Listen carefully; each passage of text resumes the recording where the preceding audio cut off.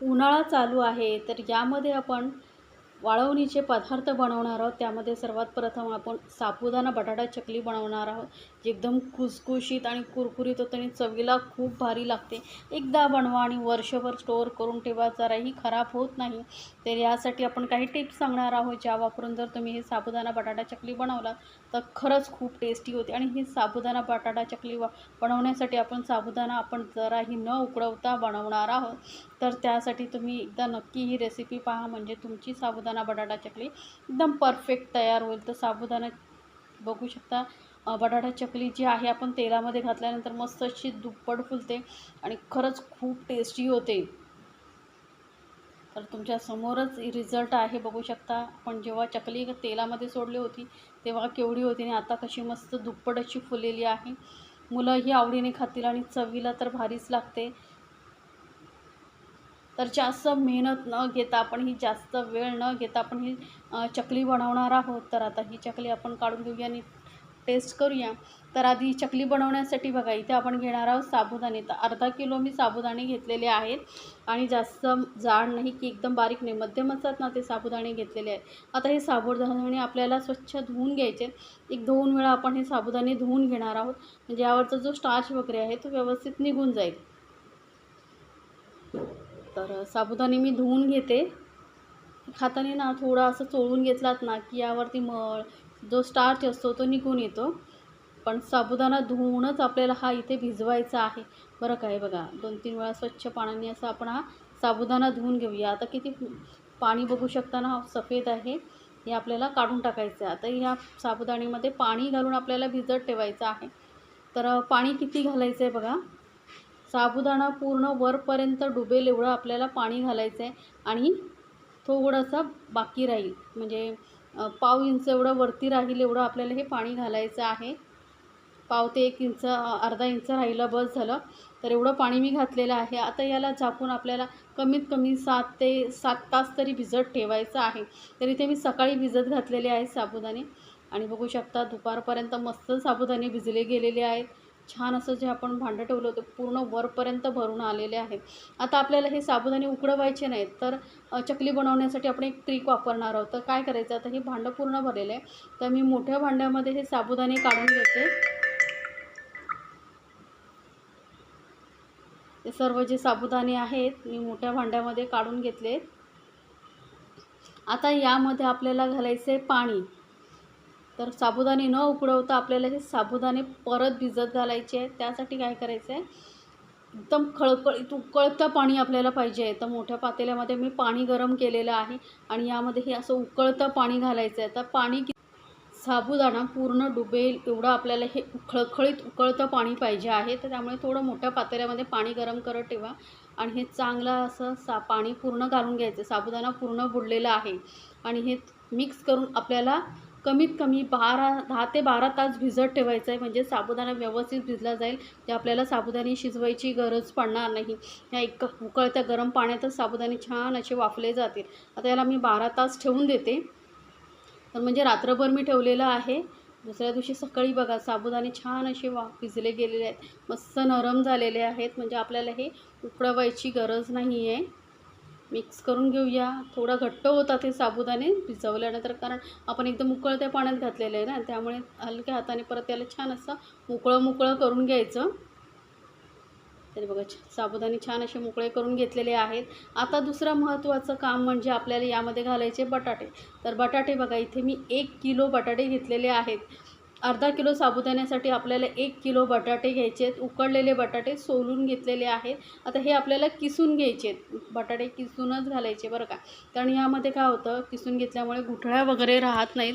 कारण आपल्याला चकलीमध्ये जराही गुठळ्या नको आहेत, त्यामुळे असं तुम्ही किसून घालायचं आहे बटाटा. तर सर्व बटाटे मी किसून घेते. मोठ्या किसणीवरती किसून घेते, म्हणजे काय होतं, व्यवस्थित किसले जातील.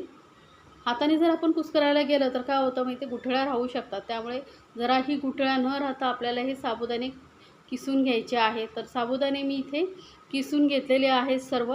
लक्षात ठेवा, अर्धा किलो साबुदाण्यासाठी आपल्याला 1 किलो बटाटा इथे वापरायचा आहे. आता हा जो बटाटा आपण किसून घेतला होता तो साबुदाण्यावरती घालून घ्यायचा आहे. तर सर्व बटाटा मी साबुदाण्यामध्ये घालून घेतलेला आहे. आता यामध्ये आपल्याला थोडंफार अजून साहित्य ॲड करावं लागणार, जे आपल्या घरामध्येच उपलब्ध असतं. जास्त काही साहित्य नाही. ते सर्वात पहिलं घालणार आहोत जिरं. तर एक छोटा चमचा आणि थोडंसं वरती जिरं मी घातलेलं आहे. चवीनुसार घालूया मीठ. आता मीठ बघा, कुठल्याही वाळवणाच्या पदार्थामध्ये थोडं कमीच घालायचं, कारण ते ना सुकल्यानंतर खारट होतात, त्यामुळे थोडं कमीच घालायचं. त्यानंतर तिखटपणासाठी इथे मी 4 हिरव्या मिरच्या मिक्सरमध्ये बारीक फिरवून घेतल्या होत्या. किंवा तुम्हाला हिरव्या मिरच्या नसेल घालायचं तर लाल मिरची पावडरही घालू शकता. तर मला इथे हिरव्या मिरच्या घालायच्या होत्या, त्यामुळे मी हिरव्या मिरच्या घातल्या. किंवा चिली फ्लेक्स आवडत असेल तर चिली फ्लेक्स घालू शकता. पण काय होतं माहिती आहे, चिली फ्लेक्सने काय होतं, आपण जेव्हा चकली तळून खातो ना, तेव्हा कधी कधी ठसका लागण्याची शक्यता असते. त्यामुळे आपण हिरवी मिरची त्याची मिक्सरमध्ये बारीक करून घातली ना, तर टेस्टही छान येते आणि दिसायलाही सुंदर दिसतं. जास्त लाल चकली होत नाही, त्यामुळे मी हिरवी मिरची वापरलेली आहे. आता हे सर्व साहित्य जे आहे आपल्याला मस्त एकजीव करून घ्यायचं आहे.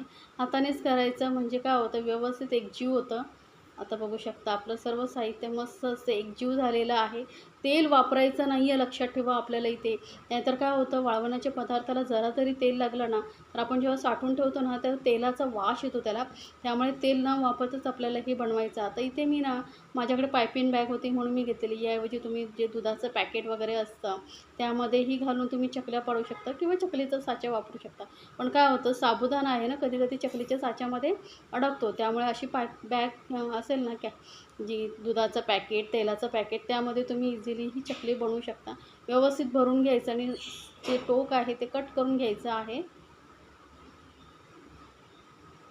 तर बघा, हे हलकं टोक कट करून घेते. याने आपल्याला चकली पाडायला सोपी पडते. बघू शकता मस्त एकसारखी अशी चकली तुमची तयार होईल. आता चकली एकदम बारीक नाही करायची, थोडं वाळवण्याच्या टायमाला थोडंसं हलकंसं जरा मोठी ठेवायची, कारण सुकल्यानंतर एकदमच मग बारीक होते. तर बघा मस्त अशी आपली चकली पाडून होतात, पटापट होतं, जास्त वेळही लागत नाही. त्यामुळे काय, जर तुम्ही एकट्याच करणार असाल ना, तर अर्धा किलोच्या करा. नाहीतर काय होईल, जास्त जर प्रमाणात बनवायला गेलात ना, तर वेळ लागेल, तुम्हालाही त्रास होईल. जर मदतीला कोणतरी असेल सोबत तर तुम्ही 1/2 किलोची एकसाथ करू शकता. पण जर एकट्याने करत असाल ना, तर मी सांगेन की अर्धा किलोची, अर्धा किलोची तुम्ही बनवून घ्या, म्हणजे तुम्हालाही जास्त प्रेशर येणार नाही. तर हे बघा, पटापट अशी चकली आपण काढून घेणार आहोत. प्लास्टिक पेपरवरती काढून घ्यायची, म्हणजे काय होतं, आपल्याला पलटायला वगैरे सोपी पडते. आता ही कडक उन्हामध्ये आपण वाळवून घेणार आहोत. ऊन नसेल तर पंख्याखाली वाळवू शकता. एक 2-3 दिवसामध्ये आपल्या ह्या चकल्या छान अशा वाळवून तयार होतात. आणि चांगल्या वाळल्या पाहिजेत, नाहीतर काय होतं, जास्त दिवस आपण स्टोअर करून ठेवू शकत नाही, खराब होतील. तर या चकल्या मी वाळवून घेते मस्त उन्हामध्ये. तर बघू शकता चकल्या आपल्या मस्त अशा उन्हामध्ये, कडकडीत उन्हामध्ये मी 3 दिवस वाळवून घेतलेल्या होत्या. चकल्या छान अशा वाळल्या गेलेल्या आहेत. या आता तुम्ही एखाद्या एअरटाईट डब्यामध्ये स्टोअर करून ठेवू शकता. जेव्हा कधी मुलांना काही खाण्याचं मन होईल तर तुम्ही झटपट तळू शकता, किंवा उपवासाच्या टायमाला तळून खाऊ शकता, कारण यामध्ये आपण असा कुठलाही पदार्थ घातलेला नाही आहे जो आपल्याला उपवासाला चालत नाही. तर या आता चकल्या मी तळून दाखवते तुम्हाला. तेल चांगलं गरम करून घ्यायचं, कडकडीत तेलामध्ये या चकल्या तळून घ्यायच्या. बघा, तेलामध्ये टाकल्या कशा मस्त फुलायला लागतात थोड्या वेळाने. गॅस एकदम मीडियमवरती केलेला आहे, बघू शकता. स्वतःहून मस्त अशा फुलायला लागतात, त्याला काहीही करायची गरज पडत नाही. पुढे पलित्याने वगैरे दाबायची काहीही गरज नाही. छान अशा फुलून येतात, दुप्पट फुलतात आणि चवीला खूप भारी लागतात या चकल्या. तर एकदा नक्की बनवा. आणि मला सांगायला विसरायचं नाही बरं का, तुम्हाला ही रेसिपी कशी वाटली. तर एका साईडने तळून झालेली आहे, तर दुसऱ्या साईडने पलटून आपण याला छान अशी तळून घेऊया. तर दोन्ही साईडने आलटून पलटून मस्त अशी तळून घेतलेली आहे. खुसखुशीत कुरकुरीत अशी आपली ही चकली झालेली आहे तयार. आणि जास्त लाल नाही करायचं बरं का, थोड्या वेळात चकली आपली ही तळली जाते. तर ही चकली मी काढून घेते. तर ह्या आपल्या चकल्या झालेल्या आहेत तयार, कुरकुरीत लागतात. मुलांना मधल्या वेळेत खाण्यासाठी एकदम उत्तम पर्याय आहे. पावसाळा जवळ आला की आपण हे सर्व पदार्थ बनवून ठेवतो, ज्यामुळे पावसामध्ये मजा येते.